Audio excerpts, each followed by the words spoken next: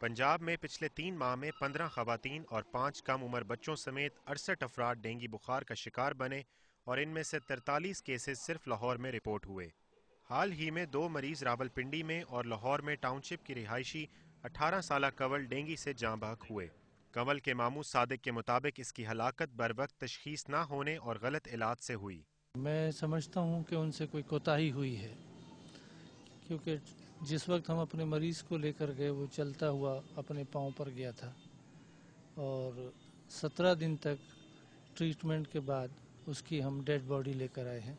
चाहे internal inquiry ही क्यों ना हो शेख जायद हॉस्पिटल की, वो होनी चाहिए। इस तशवीशनाक सूरत हाल को मद्देनजर रखते हुए हुकूमत ने डेंगू वायरस से बचाव के लिए स्प्रे मुहिम का आगाज कर दिया है, लेकिन हाल ही में डेंगू बुखार के मर्ज में मुब्तला होने वाले मरीज का कहना है कि इनके इलाके में ऐसा कोई स्प्रे नहीं किया गया।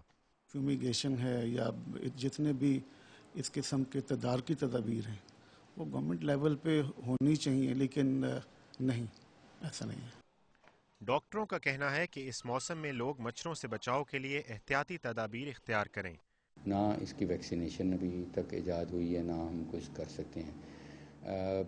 पाकिस्तान में ये प्रॉबेबली इंपोर्ट हुई है virus with from south east Asia. यहाँ से हम सेकंड हैंड टायर्स वगैरह इंपोर्ट करते हैं या कोई और ऐसी शिप्स आती हैं जिनमें पानी खड़ा रहता है टायरों के अंदर, वहाँ से, और उसमें ये मॉस्किटो ब्रीड करता है और फिर वायरस से इन्फेक्टेड होता है।